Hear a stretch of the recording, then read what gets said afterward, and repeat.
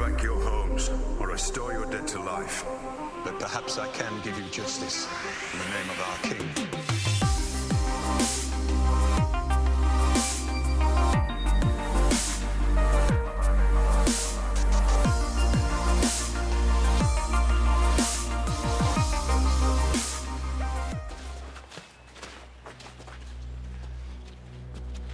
How did he find us?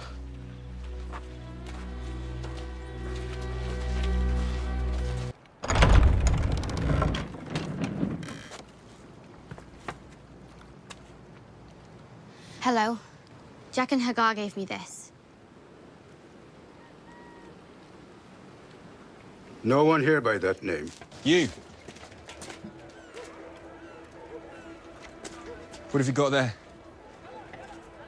I said. Turn around and go.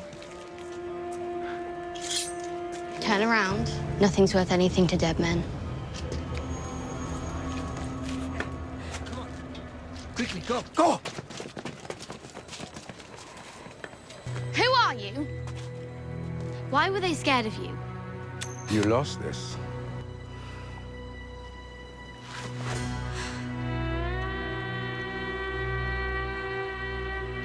You said there was no Jaqen Hagar here. There isn't. A man is not Jaqen Hagar. Well, who are you then? No one. And that is who Go must become.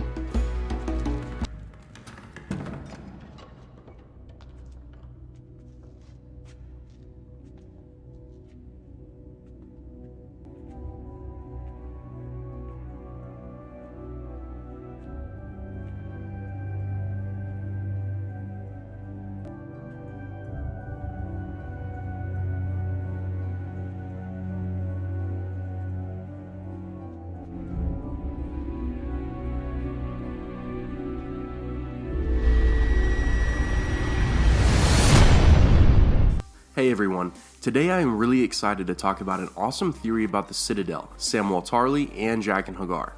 If you are not caught up with the books, this will be your spoiler warning. Okay, do you remember where we left off last in the show with Samwell Tarly? Yes, he has made it to the Citadel and he is eager to start his maester training. Now even though the show is ahead of the book series, in the novel A Feast for Crows, he is already in Old Town. Let's talk about A Feast for Crows for a second. In the prologue, it centers around a student of the Citadel named Pate. He is a novice, training to be a full-fledged maester, and he is deeply infatuated with a young servicing maid at a tavern that he and his friends frequent in Old Town.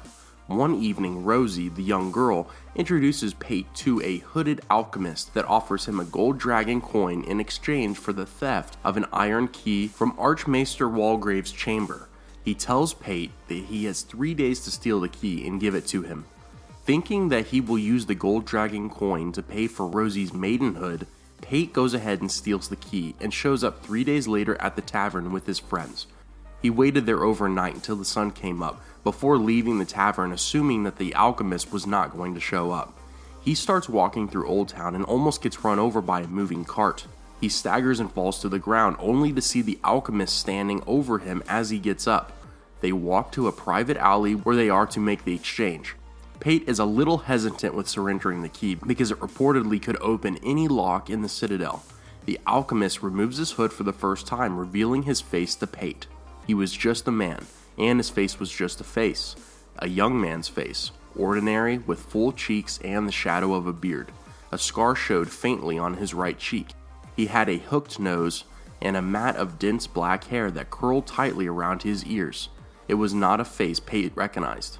Pate gives the alchemist the key and immediately falls to the ground and either passes out or dies. Some people think that he just passes out, but this is the last that we ever hear of the alchemist storyline. And also all other prologue main characters die around the end of their chapters, so I'm going with the idea that Pate really died. Here is where the theory begins. Many fans believe that the alchemist was a faceless man, more specifically Jaqen Hagar.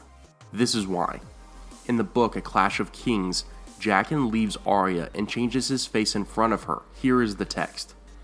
I do. My time is done. Jaqen passed a hand down his face from forehead to chin, and where it went he changed.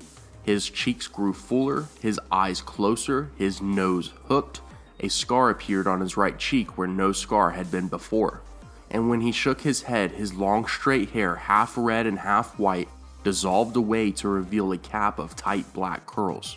Okay, so pretty much word for word an identical description of the two men's facial features. If that doesn't give you goosebumps, here's a piece of conversation between Pate and the alchemist. I do not know you, nor I you. Who are you? A stranger. No one. Truly. Well, there is another fantastic use of the term no one. I wish we knew someone else who talked like this. Well, who are you then?